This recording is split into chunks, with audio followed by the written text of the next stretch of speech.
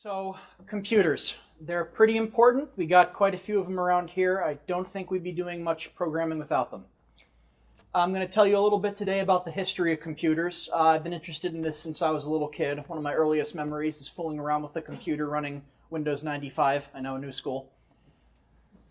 Turns out computers have been around a while. Most of the time, when people are talking about the history of computers, they mean 1980 and everything sooner. Goes back quite a bit further than that. I'm going to walk you guys through it in the least technical way possible. Just to kind of give you a feel for the fact that computers have been with humanity basically since the beginning and probably won't be going anywhere anytime soon. So before we talk about computers, we got to finally pin down, what is a computer? There's actually been a lot of disagreement over this in the past. Mathematicians famously spent several hundred years trying to find an exact definition for the word compute. For our purposes, we're going to use some pretty stripped down ones here. Computer is a device that helps people process information. A general purpose computer, that's more of a term of art. It's equivalent in power to a modern PC, basically. So this laptop I'm using here is a general purpose computer. The computers in your cell phones are general purpose computers. So first computer was probably a basket of rocks. Consider this. You're in a Paleolithic culture. You're a shepherd. You have a bunch of sheep. Your language only has words for 1, 2, and 3. Let's say you have 17 sheep. How are you going to keep track of the sheep if you don't have words to remember how many there are? One of the earliest systems that anthropologists think was used is they would have a basket, and as they were letting sheep out to pasture, every time a sheep went out, they would put a rock in the basket, and then at the end of the day, when the sheep were coming in, they would take a rock out of the basket. If they had too many or too few rocks, they knew something was wrong. Basic computing. When they needed bigger numbers, they graduated to, marking tally marks in sticks or putting beads on strings, tying knots in strings. This was actually how a lot of debt systems were run back then. The earliest financial structures, loans, all that sort of thing was handled by someone at the bank that had a huge pile of ropes, and they would just tie knots in it to signify credits and debits. 2400 BC is kind of the first time that we saw something you might really think of as a computer, the abacus. I'm sure we've all seen them. There are those wooden frames with beads and strings. You can also simulate them by drawing lines in sand and marking them with rocks. We know that in Babylon in about 2400 BC, they were using a sand abacus to do math. India, China, Mesopotamia, Egypt, Rome, they all independently invented this sort of thing. It's still popular in Asia and Africa today in the poorer areas where they might not have access to cash registers. It's used for commerce. They're still really good, actually, for some purposes. For example, teaching math to blind children. You can't teach them to work with standard paper and pencil. If they can feel the beads, they can still learn all the calculations. And as I'm sure is pretty obvious, it's good for counting stuff. You can do addition, subtraction with some practice, multiplying, dividing. Anything much harder than that, not so much. But people that are trained, and they actually have competitions for this, they can go about 4 times as fast as a pocket calculator. Jump ahead a couple thousand years, the Antikythera Mechanism. In 1901, there was a shipwreck off the coast of Greece that was being dredged for various purposes. They found this thing. It was an analog computer, a bunch of gears sort of bolted together with a drive shaft that you could attach a hand crank to. They were etched with all sorts of, astronomy stuff, zodiac symbols and numbers and dates and drawings of the phases of the moon. And then there was a plate that had what looked like an instruction manual written in classical Greek. They did analysis on this. They discovered that if you were to find all the parts, we only have some of them, put them back together, set the date, and turn the crank, it would calculate what month it is, where the planets are, when the next eclipse is, what month it is, and when the next Olympic Games were. We're still not totally sure what the exact purpose of this was. It was too small to really be on public display. It wasn't accurate enough for ships to navigate using it to point to constellations and such. So really it seems to just be the first personal computer. One of the theories is that it was on its way from Greece to Rome. Julius Caesar ordered it. He was the first person sitting in front of the Apple store to get the computer when it comes out at midnight. 36 BC, they invented something that really wasn't a physical object, 0, the number. Most cultures that came up with number systems actually didn't have zero, essentially. Think about Roman numerals. There's no symbol for zero in it, and that's partially why they're so hard to work with. Largely, they took philosophical issue with, zero is representing the absence of something. How can the absence of something be a thing? They just wouldn't accept that, and so there were no zero. They all sort of did converge on having a circle representing nothing, though. There's a Persian math textbook from about 976, and the author recommends that when you're doing, stack carry addition, to write a zero if you wind up having an empty spot so your next column doesn't get messed up. It was discovered much later that the Maya and Inca empires of South America actually had zero and used it. They had it quite extensively, used it all the time, so yeah, go them, I guess. It took Europe much longer to finally be okay with this and realize that, yes, it is important mathematically. The mathematician Fibonacci wrote a treatise in 1201 basically saying we should use zero because it's really cool and stuff. Then there was a pretty long wait, the longest in the presentation here. For almost 1,500 years, not a whole lot really went on the computing front. We do know that in the medieval Muslim world, scholars were inventing mechanical devices that did all sorts of individual operations, nothing real large-scale, general purpose. They built astrolabes to navigate ships.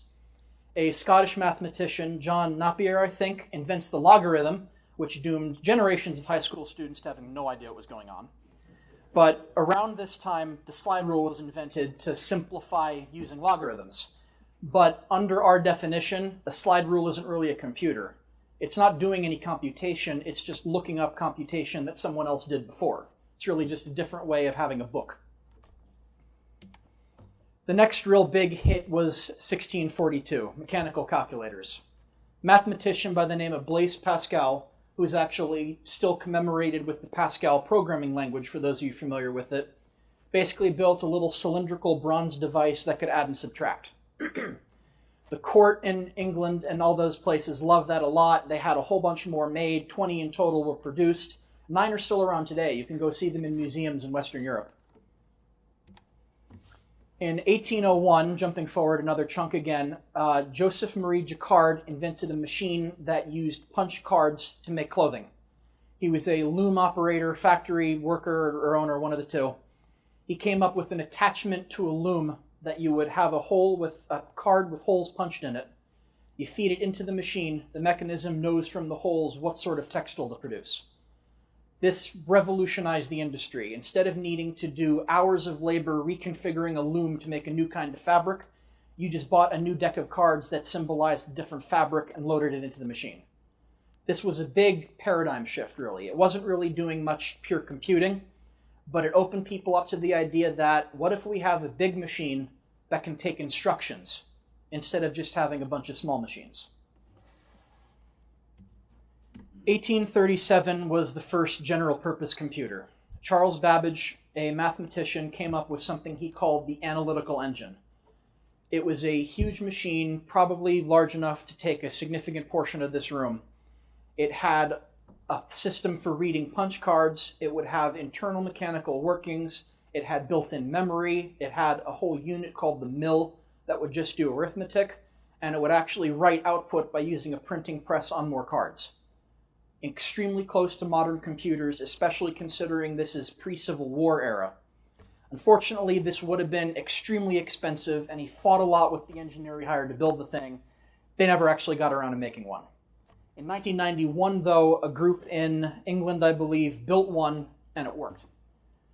An important thing here is this was the first general-purpose computer. If you had enough cards and enough patience, you could simulate an iPhone with it.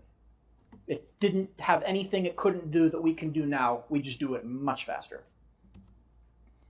In 1843, there was the first computer program. This was written by Ada Lovelace, an English mathematician and countess. She met Charles Babbage, heard about his analytical engine, became fascinated with this. From her notes, we know that she actually recognized this was general purpose, realized it had the capacity to do essentially anything reasonable.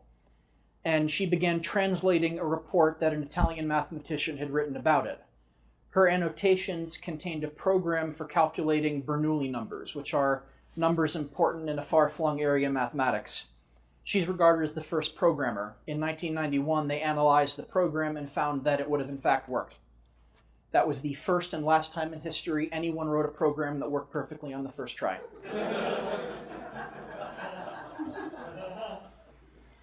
In 1890, computers finally hit the big time. This was due to an inventor named Hermann Hollerith. He came up with an improved punch card and a bunch of mechanical machines called tabulators that would count them and do operations with them. He managed to convince the U.S. Census Bureau that they should be using it to take the census. Back then, you would go door to door or send out letters and collect all the information you needed about the people living in the country. And then people would sit there by hand, painstakingly running the calculations to see the averages and the counts and all that. They finished years ahead of schedule using Hermann Hollerith's machines. Before then, you would take the census, and by the time you were done, it'd already be time to do the next census. This gave rise to a little company called IBM. You might have heard of it. They were pretty popular for a while there.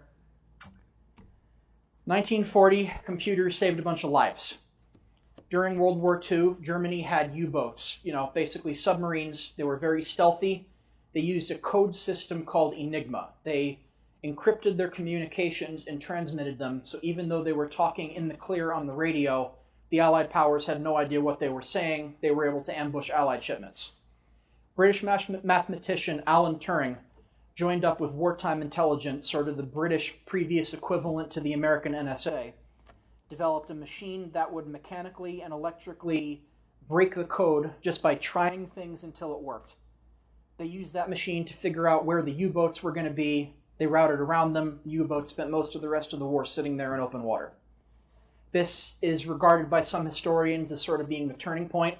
With the U-boats there, the British couldn't get supplies in and out. They wouldn't have lasted as long as they did. Turing went on to break a bunch more codes when the Germans caught on and built different Enigma machines. He later founded computer science. Pretty smart guy. In 1947, most of you, I'm sure, are familiar with the term debugging, removing a problem from a computer.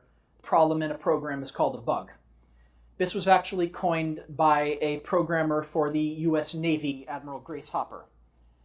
Computers are essentially made of switches, just like a light switch. You have a wire coming in and then a little thing that controls whether the electricity can get back out.